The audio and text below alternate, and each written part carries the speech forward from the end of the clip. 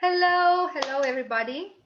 Welcome to AMA Talks, the very first session in English with our very special guest, Maritza Morales, speaking with us now, talking with us from Italy, from Milan, although she's from Puerto Rico and from all over the world actually.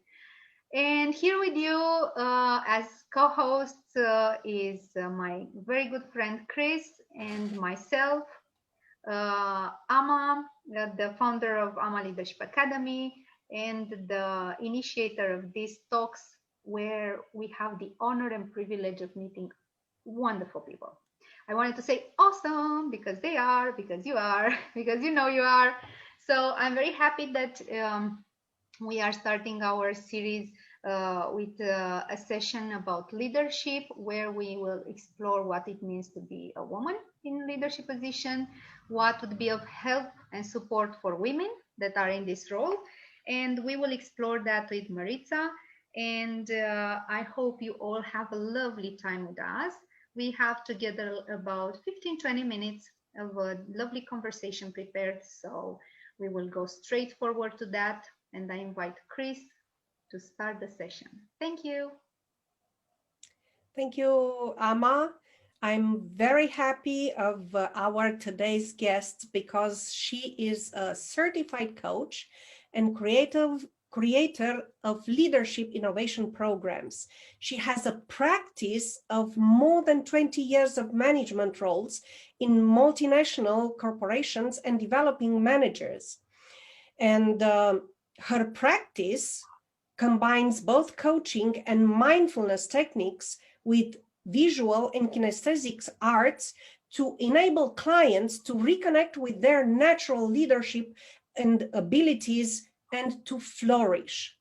Boy, I'm very anxious to hear what she shares because she believes so much in female leadership, and one of her master programs is Mastermind Circle, is a place where women can learn about leadership and can be inspired to grow. And I invite Maritza Morales, what more she would like to add about her experience, and then I'll address her first question. Well, it is a pleasure to be here, Christina and Ana Maria. Thank you for the invitation. Hello. And I like to say that leadership for me, it started at home. And it was my parents. And but I would say especially my father, who has 4 daughters, who taught us leadership, what I call the female leadership. One of the things that have to do with leadership, which is serving others. And both of my parents were role models of that type of leadership. Service is a way to lead, but it's also a way to create wonderful things in life. And I have to say, like with everyone, my leadership has evolved over the years. I had a good model at home, and then I went in, I pursued my studies, and I manifested my leadership in many ways. President of different organizations, and then I went on to work and had a very successful business career, corporate career. And there, the leadership also took on different colors and different shades. And sometimes it was very satisfying, and sometimes it was very frustrating to be a leader. But the important thing is that I have been able to manifest my leadership throughout my life. And I have learned a lot about what it means to be a leader. And those are the types of things that we'd like to share when we have our future program with Ana Maria on women leadership. So thank you for the opportunity to be here again. Thank you for accepting. And my first question is, what have been the biggest challenges for you as a woman leader in your industry? Yeah, and I would say that I could divide that in 2 phases. At the beginning of my career, the biggest challenge was the fact that I didn't have any female role models. I was in a corporate environment, mostly male, and it was not easy to find a model of somebody to look up to. So I had to start really figuring it out on my own. And sometimes when you do that, you make mistakes. So that was one. I would say that throughout the rest of my career, another big challenge that I found as a woman leader is the expectation and even the recommendation to not manifest yourself as a female leader necessarily. I started buying at some point, buying into the idea of my female leadership would not fit in, and started trying to utilize other types of leadership to be somebody that I was not. So that was challenging too, because you know that something it doesn't really align with you, but you feel that this is what you need to do to make it. You always hear about the glass ceiling for women. So when we are, especially when you pursue a corporate career like I did for over 20 years, you always feel that maybe that there's something else that I need to be doing so I can break the glass ceiling. And sometimes you can get into trouble by doing that. So for me, those were the two main challenges: having good role models, and also finding and not listening to the expectation that leadership has to fit into a certain mold. Those were the main ones for me. Thank you. Great. Ama, do you have a question for Maritza? Of course I do. I always have good questions for Maritza. So yeah, is there anything that you'd like to share as lessons? Like, what are the most profound lessons that you have learned while you were creating solutions for those challenges that you have encountered in your leadership journey? Yeah, and I will say that I consider myself a lifelong learner. So I've always tried to turn my failures and even my successes into learning opportunities. I've tried to look back and try to understand what happened and take that in. So thank you for that question, because I think it's very important for us women to look back and not only learn from where we failed, but what we did well too. Yeah. Women often don't take time to give credit to themselves for what they do. So going back to my challenge, I think that the most profound lesson of all has been how to be an authentic leader, how to be true to myself. So for me, that discovery that I could be myself, I could be aligned, my mind, my heart, and my intuition can be aligned and be myself and still be a leader and still have success. That has been a wonderful lesson for me. And the other one is about generosity. First of all, generosity has two parts. One is about being present and give it all to whoever you're with.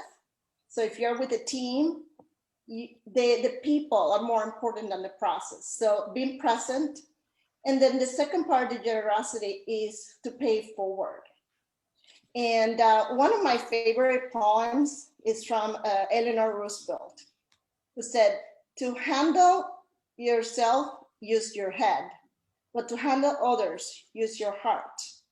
And I think as leaders, it could be a leader in our community, a leader at home. It could be a leader in a corporate environment with teams, or a leader in nonprofit. When we look at that, it's an important lesson to say, how do I listen? How do I share my heart with others? And how do I help develop them? As opposed to how it's more important to be generous than right? So that has been another lesson for me that, and I have learned it from a couple of role models as well. And that poem that I cited also always reminds me to do that. So beautiful question. Thank you. Thank you for answering it. Maritza, I have another question for you. And regarding what you said, leading with your head and heart, what advice would you give women in leadership roles? And boy, I just think here of what you shared in the beginning, that you've learned of leadership from your home. Some women are everywhere, from home to big companies. So what advice would you give women in leadership roles, and a tool that you would recommend to these women aspiring maybe to a better, a higher leadership position, or, as you said, to lead with the head and heart? Yes. Well, I would say starting with the mind. Prepare, prepare.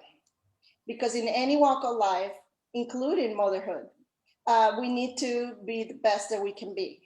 So there is no conflict, and nobody will say that we're not doing the best job we can. So we always have to be true to ourselves in preparing and doing the best job that we can in every role that we have, and women have multiple roles. But even more importantly is to find your voice, work to manifest your leadership, because in manifesting your leadership, you become a role model. And that's what I call back the pay it forward. When you work on your leadership, when you work hard to understand who you are, to understand your strengths and weaknesses, to understand your voice and how to manifest it in a way that's respectful and generous and productive for the society, somebody else is watching. People are watching. I remember when I was a volunteer teacher for a high school that was in a difficult area of Chicago, where the kids didn't have a lot of support in their families. They were mostly from broken families. And the teacher had told me that many of these kids could not finish high school or even go to college. And I was about to finish the semester for my volunteer class. And one of the girls that was 13 came to me and said, I want to give you a hug, because when you told us about your story, I started believing I can do this. And I don't know how I'm going to do it, but will you help me? So she saw that she could be me. She saw the light. This girl that had not seen it in her home, in her surroundings, in her neighborhood. And also more recently, I had another opportunity where I'm, as a coach, we usually don't share in session our life stories, but this woman was struggling with her choices in life. And so one day I said, do you allow me to share my life story? So I shared some things about when I took a big step to manifest my leadership with myself, with my own life, being the leader of my own life. And after I shared that story, she said, she lit up and she said, thank you. And about a month ago, she called me and she said that she started a new venture and she was very happy. She said, and I said, oh, this is great. How do you make that decision? And I said, well, you remember that day that told me the story of what you did? I said, I just wanted to feel the same way that you felt when you were talking. So we never know who is listening. And it's our daughters or our nieces, or is it anybody? We can inspire so many people by manifesting our own leadership. So that would be my main advice. Let's work on that. And we have many ways to work on that. There are some wonderful books and there are some wonderful programs. And I think that Ana Maria at the end will tell you a little bit about a program that we have coming up on that. But let's just work on us. And that leadership is going to change the world. I have no doubt. Women leaders can change the world. Thank you very much, Maritza. Thank you for your beautiful presence here, for being our first um, guest that speaks English and Italian and a bunch of other languages. Also being very professional and having such a great experience of life and an abundance of examples from your career and your life to support other women to expand their leadership. So uh, I'm very happy that you are here also because, as you both said already, we have this mastermind circle that we are inviting women to adhere to in order to explore their own leadership, to change ideas with mind-like people, and to learn more about themselves and grow and thrive and develop. And also in the next year, we are preparing Leadership for Life and Loving It program, which is going to be the bigger program and a very deep one full of interesting resources. And I'm very happy that we've made this partnership and that we're going to bring two women in Romania and all over the globe that will be attending this opportunity. So I'm very enthusiastic about that. And I'm happy that you've been here to share with them already a bit of who you are and what you're bringing into the world.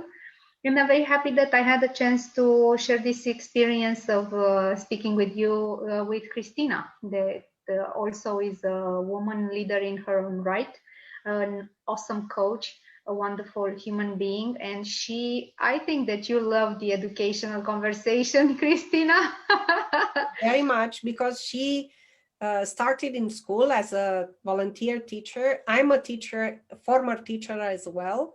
So I really, really understood it very well, and it got to my heart.